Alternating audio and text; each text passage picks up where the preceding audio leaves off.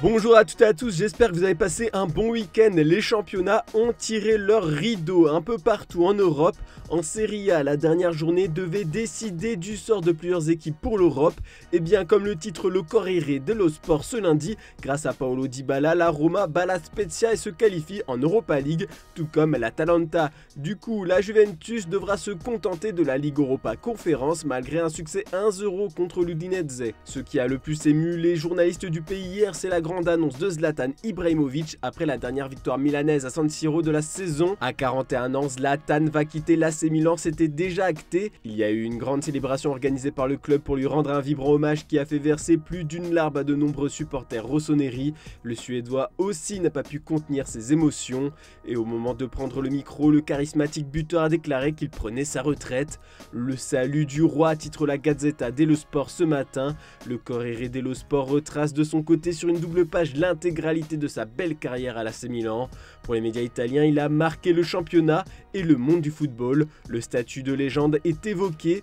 En France aussi, on n'oublie pas son passage remarqué au PSG. Le buteur est mis en avant par le Figaro ce lundi avec sa phrase choc, c'est le moment de dire au revoir au football. Et décidément, ce dimanche, c'était le jour des adieux pour beaucoup de personnes. Cette nouvelle n'est pas passée inaperçue. Le Real Madrid a officialisé le départ de Karim Benzema. Après 14 ans de bons et loyaux services, le Français quitte la Casablanca. Pour son dernier match, Kabenobé a trouvé le chemin défilé et permet à son équipe d'arracher un match nul contre Bilbao. Au coup de sifflet final, Carlo Ancelotti, les joueurs et les supporters du Real Madrid lui ont rendu hommage. Les médias du monde aussi, surtout en Espagne.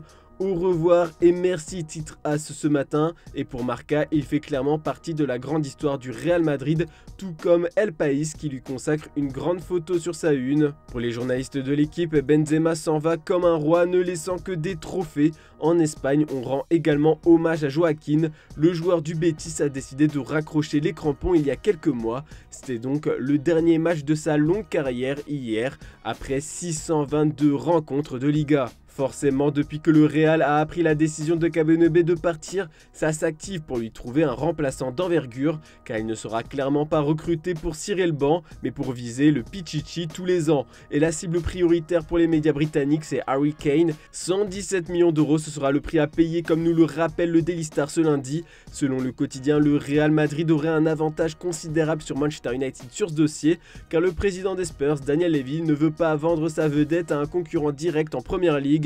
Une information confirmée par le Daily Express. Le quotidien va même plus loin en expliquant que le Real incite le joueur et son agent à forcer un départ.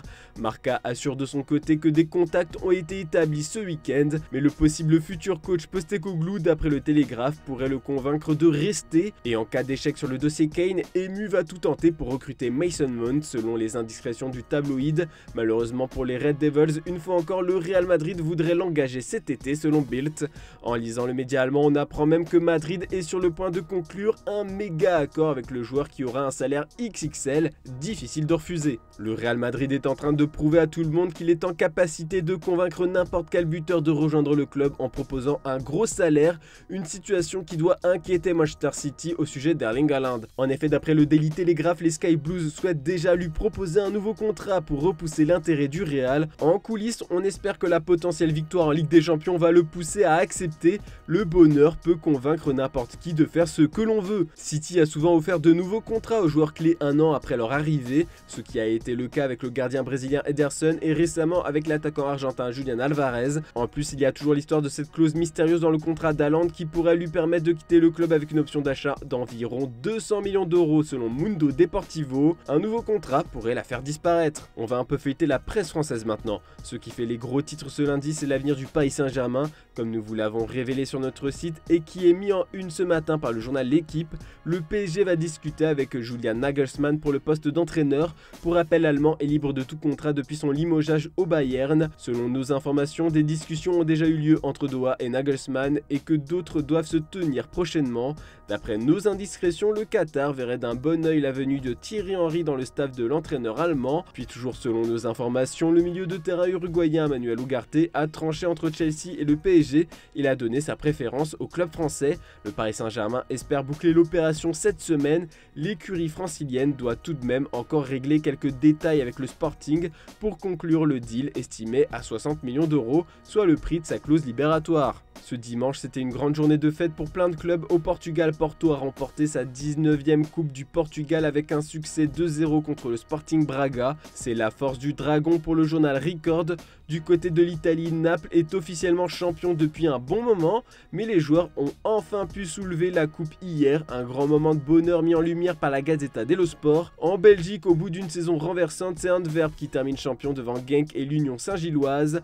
Enfin, pour célébrer son titre acquis la semaine dernière, Galatasaray a écrasé son grand rival Fenerbahçe 3-0. C'était une grande fête pour les supporters stambouliotes. Et pour être bien complet sur l'actu mondiale, une petite bombe découverte au Mexique. Un nouveau club surprenant veut enrôler Cristiano Ronaldo d'après le sérieux média TV Azteca. Actuellement 3e de la conférence Ouest, le Los Angeles FC serait chaud pour enrôler Cristiano Ronaldo. La star de l'équipe Carlos Vela est sur le point de quitter le club et donc la franchise de MLS peut recruter un joueur avec un gros contrat. Voilà, c'est tout pour ce lundi. On se retrouve demain matin pour une nouvelle revue de presse. N'oubliez pas le JT Foot Mercato en fin d'après-midi. Bonne journée à toutes et à tous.